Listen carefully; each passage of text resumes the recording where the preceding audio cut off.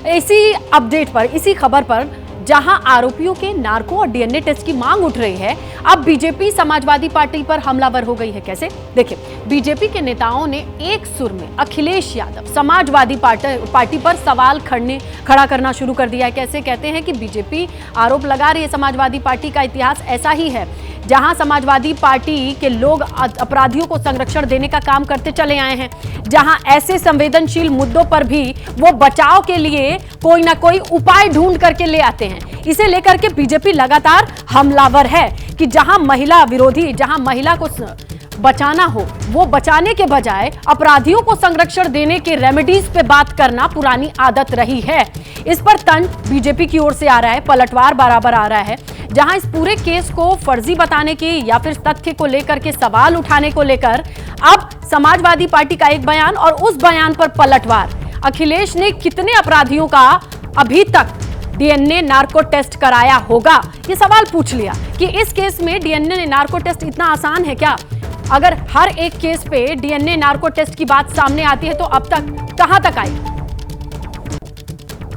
DNA तो प्रक्रिया court से होती है ना, कोर्ट के बाहर तो होती नहीं है। अब कोर्ट में जब चार्जशीट जाती है वो एक प्रक्रिया के तहत होती है, तो फॉरेंसिक रिपोर्ट के अंदर आता है, तो वो तो कोर्ट के मामले का। तो आज के दिन में जो सुप्रीम कोर्ट का ऑर्डर है वो ये थोड़ी लिखा है कि डीएनए टेस्ट कर लो तब उसको पकड़ना है। तो इसके मतलब आप निषाद की उस बच्ची के साथ नाइंसाफ़ी खड़ा न होके आप अपराधी के साथ खड़े हैं, डीएनए टेस्ट हो तब वो अपराधी माना जाएगा। अपराधी के ऊपर दया कर रहे हैं और डीएनए टेस्ट की बात करते हैं, ये तरीका लोकतंत्र में ठीक नहीं। बच्ची से मिला हूँ, परिवारजनों से मिला हूँ और उनको ढाढ़स बंधाने के साथ साथ ये आश्वस्त किया है कि सरकार इस मामले में सख्त है और पूरी कार्रवाई ऐसे लोगों के खिलाफ सख्ती के साथ किया जाएगा। जो दरिंदे हैं उनको किसी भी सूरत में बख्शा नहीं जाएगा और सख्त कार्रवाई होगी। ये दुर्भाग्यपूर्ण है और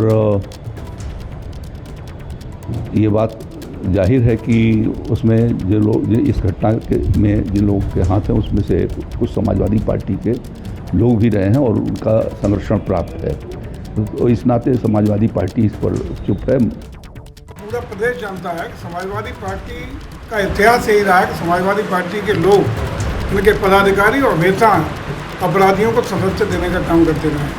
लेकिन अखिलेश जी से अपेक्षा थी कि ऐसे कुकृत्य करने वाले, जघन्य अपराध करने वालों को संरक्षण देने की बजाय पार्टी से निकाल करके कठोर कार्रवाई है खुद ही अपनी ओर से आवाज़ देने का काम करेंगे। क्या अखिलेश जी, आपने जब आप सत्ता में सीएम रहे तो कितने लोगों के डीएनए टेस्ट कराने के उपरांत उन पर कार्रवाई करने का काम किया था मामले में? जो उन्होंने भी इस जघन्य घटना को अंजाम दिया है, कठोर कार्रवाई की जाएगी।